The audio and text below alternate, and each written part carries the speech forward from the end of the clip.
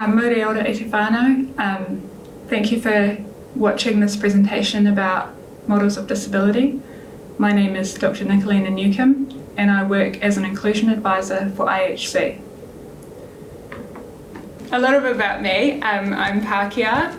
I love theory. I love it so much that I did my PhD in education about disability and models of disability. I am autistic. I come from Matamata. And a fun fact about me, I was in the newspaper for having a 13-pound baby, natural delivery. So a bit about you, the audience. So I know that you are professionals, that you might be disabled or you might be allies, you might be whānau or family, you have lots of experience and you're part of many communities. So this is just one extra tool in the kete that could come in useful. The language that I'll use in this presentation is as follows. I'll use the word disabled person when I'm talking about disabled people generally. This is identity first language that aligns with the social model. So it talks about a person who is disabled by social and environmental relations. When I talk about people with intellectual disability, I'll use the community preferred person first language. When I talk about tangata whaikaha, I will use that term as Māori are Māori first. So the purpose of doing this presentation today is to try and engineer a bit of a shift in thinking. I often hear that the social model is good and the medical model is bad. Or we don't do the medical model anymore, we're now doing the social model. I think there's lots of problems with that thinking, which I'm going to explain in this presentation. I would like to move to a situation where we use lots of models of disability as a smorgasbord, and we use the right model for the person in their context. So what are models of disability and why are they important?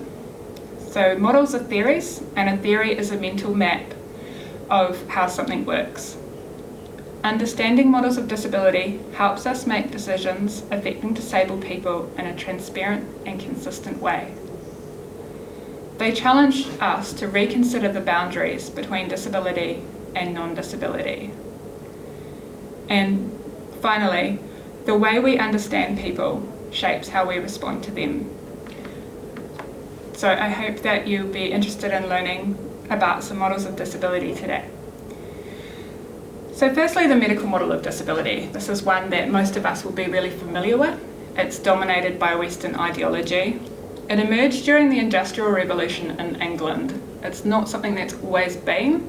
It was actually constructed relatively recently. The name was coined by a psychiatrist, Thomas Szasz, in the 1950s. And recently there's been calls for the model to be renamed the normalisation model of disability, because there's nothing actually wrong with seeking medical care, and the word medical model of disability has come up with some negative connotations, whereas it's actually the process of normalisation that is the harmful element of the model. So looking at the image there, we can see that what the medical model proposes is that a disabled person has a disorder, disease, injury or impairment that exists inside of themselves, inside of the individual, and that the medical model can treat, rehabilitate, cure and or manage that impairment. The question that I have for you today is, how do we know if somebody is disabled using the medical model of disability? You can pause the webinar and have a think.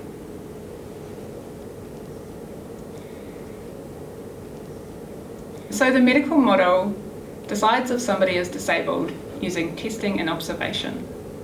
So some examples of how they do that are through anatomy, physiology, imaging, genetics, epidemiology, and the one we're going to talk about today is statistics. So intellectual development disorder, which is what it's called in the DSM-5, is said to exist in comparison with statistically typical patterns of thinking and behaviour.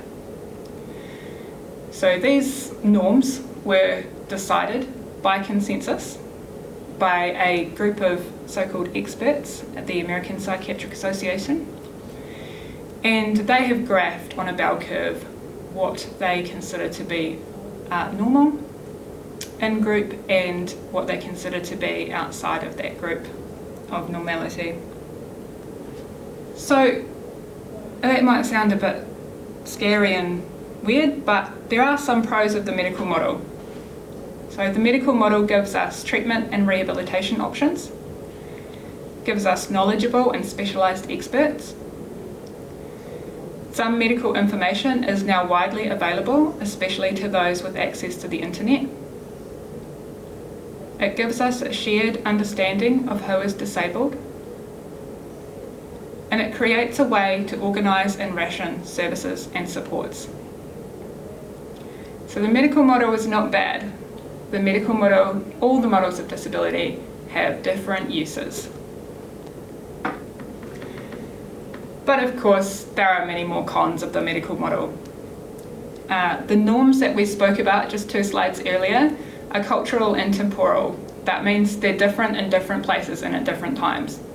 So what a group of experts at the American Psychiatric Association think are normal, that's not going to be the same as what we think is normal here in Aotearoa, New Zealand. It creates a hierarchy that privileges predominantly non-disabled professionals in inverted commas. It ignores people with disabled experiences slightly outside of a diagnostic threshold. It does nothing to change social and environmental relations. So it does nothing to actually change anything in anybody's lives. It has been used to justify the exclusion of disabled people. At the logical extreme, it seeks to erase disability. So if the medical model was perfect and it was able to cure and treat all disabled people, then disability would cease to exist. And it is not holistic. So how do we use the medical model at the IHC group?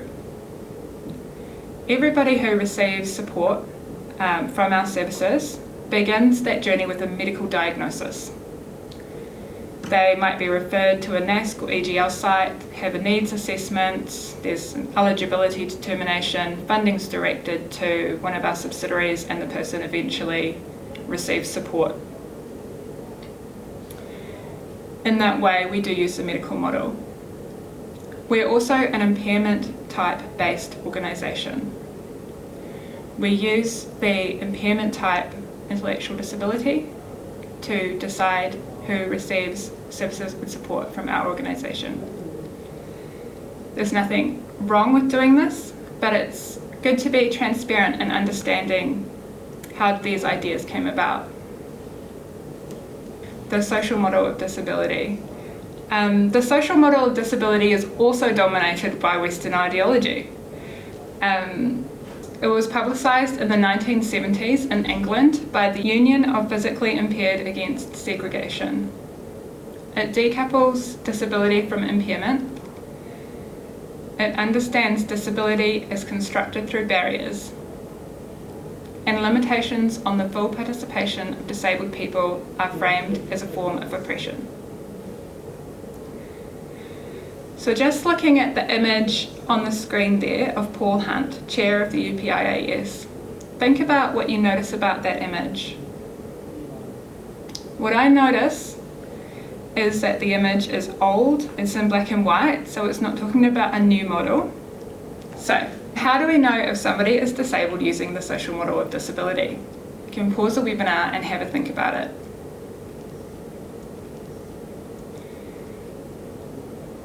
So the answers on the slide are they experiencing barriers, and do these barriers limit participation?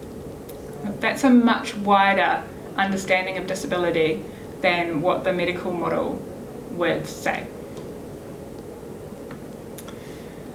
So what are some pros of the social model? It shifts the focus of change from the person to society. It redistributes responsibility from medical professionals to everyone. It advocates for collectivity among disabled people and avoids siloing by impairment type. It encourages full participation and promotes accessibility. The cons of the social model. Yes, the social model has cons too. It positions disabled people as an oppressed class.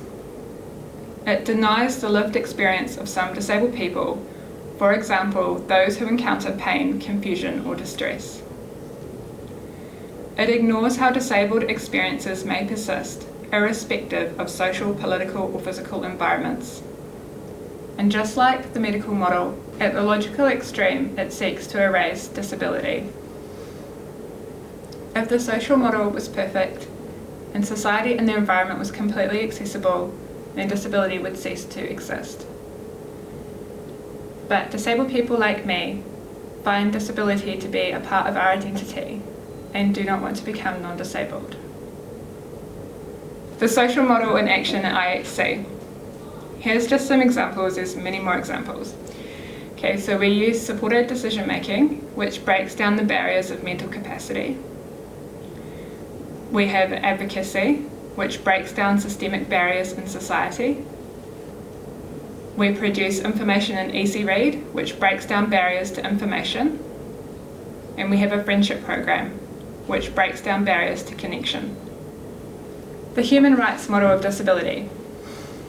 The human rights model of disability recognises disabled people as rights holders, following the text of the United Nations Convention on the Rights of Persons with Disabilities.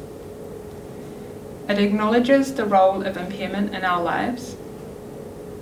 It challenges systems that disempower disabled people. It understands that disability impacts social, political, civil, cultural, and economic aspects of our lives. And it provides a roadmap for transformational equality. So the question is, how do we know if somebody is disabled using the human rights model of disability? You can pause the webinar and have a think about that.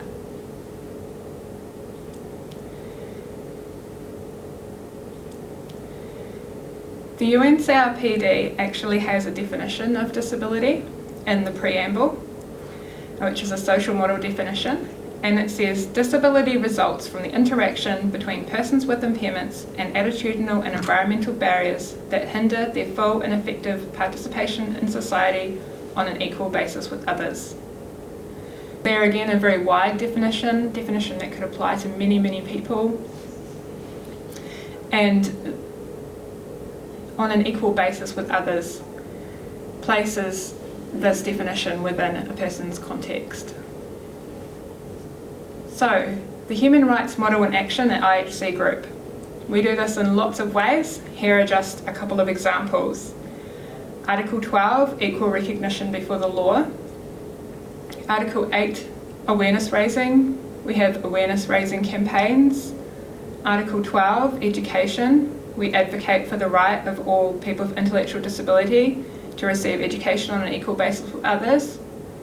Article 19, living independently and being included in the community. Article 27, work and employment. Choices New Zealand enables many people with intellectual disabilities to take part in work. Article 25, health. Part of our advocacy work is to advocate for annual health checks. This helps realise the rights of people with intellectual disabilities. And Article 30, participation in cultural life, recreation, leisure and sport.